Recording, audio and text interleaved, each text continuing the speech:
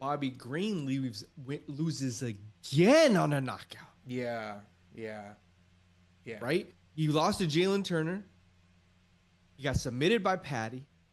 He loses bad to Mauricio Ruffy, right? Mauricio Now Ruffy. that's a guy that might need to have a discussion with himself and be like, maybe the time has come. I'm getting bad losses. Bad losses from up and comers, right? And not improving. I'm still fighting with my hands down. I love that about Bobby Green, but it's getting to a point where it's becoming detrimental. Yeah. That's always a hard conversation to have, like, because what do we say, right? He's lost a couple in a row, right? 3 in a row he's lost. Jalen Turner. No, but that's not consecutively. I think he like beat Jim Miller after he lost to Jalen Turner. Wasn't it UFC 300? Maybe you could be right. Okay, I'm not. Okay. But whatever, if you want to group it, right, and say like his last 5 fights, he's lost 5 of his last, or 3 of his last 5. And look I'm a big Bobby Green fan. I love his bravado, but it gets to a point where it's like, oof. No, because it really does show, though, right? I mean, like that Patty submission, Mauricio Ruffy, it just kind of solidified the fact that you're right. You can't really compete with these guys Miller. anymore. Yeah. So so if he chooses to stay, who do you give him? Because that's the problem. Is like, sure, he could stay, but these guys that he's fighting are all going to knock him out. So who can you give him? And do you really give him a step down in competition? And I believe at this point he's out of the top 15.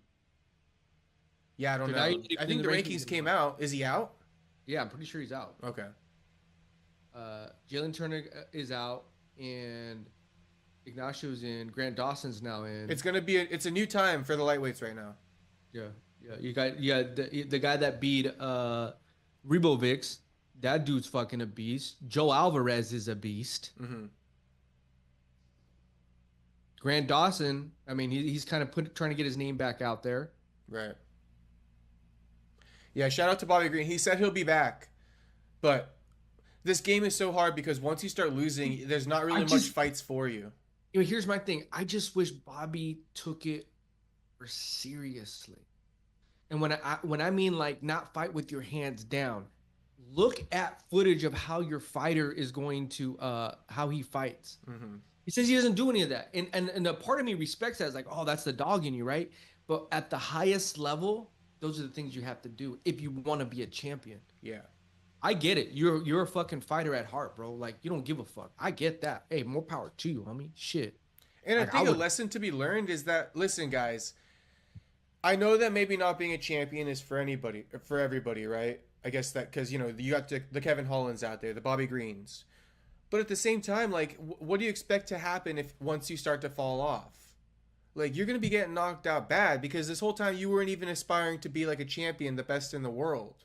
Yeah. That just kind of comes with it. Like, being the best in the world comes with being a champion. And the fact that you guys kind of push that away, I think it speaks to a little bit of stubbornness and uncoachability. Like, I think that a lot of times people come up to them and they say, like, hey, you're not going to be a champion unless you put your hands up. And then that's why you get these things where, like, I don't care to be a champion. Because that's how they shut you up. And so being uncoachable is going to get you knocked out because a lot of guys, like, who put their hands up, like a Demetrius Johnson, because he's the one who said, Bobby was going to get knocked out for not putting up his hands. Guys who are coachable, that doesn't happen as much to them. Well, and guys that want to keep growing and learning. Yeah. There's something to be said about a fighter that evolves. Yeah. And once you have that know-it-all approach, how much evolution can you do? And the younger guys too right now are getting so good at everything. And I don't know what it is, bro, but these guys are just big. Yeah. Yeah. Patty versus Ruffy, great fight, but they both beat Bobby Green. I'd like to see that in the future. They could run it.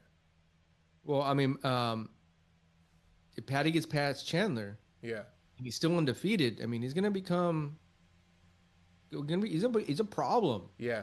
But same thing that's been going down at welterweight is kind of going to happen at lightweight, it seems. Like Usman, Gilbert Burns, Leon Edwards, these are all guys who are right about to be in Bobby Green's boat. You don't have to predict it, right? And you could be nice about it, but just to keep it a buck on the show for the fans. Maybe not Leon Edwards. That's kind of We'll see, right? We'll see. He just was a recent champion. He was the recent champion, but Bobby Green was never a champion though. He was never. But I'm saying in the boat of like, you know, and not On that the you're back gonna nine. okay, so not like Bobby Green, like they're gonna get knocked out, but in the sense where there's very few winnable fights for them. Very few. Your windows like this. Yeah. Now Leon Edwards beat Sean Brady. This is one of those few that he could win this one. Yeah, he's right back in the title contention. Right, but conversation. Aside from Brady, there's not many guys that I believe Leon can beat right now. And we're gonna see. Yeah, Leon versus Shavkat. Let's see it. Leon versus Ian Gary. As the days go on, that's just getting worse for Leon, because Ian's getting older and into his prime, and you know what I mean. Leon's aging out of the sport. Alexa, how old is Leon Edwards? At least 32. Leon Edwards. 36. 33. 33. He's not old. If he was 37, 38, I'd have a whole different perspective on it.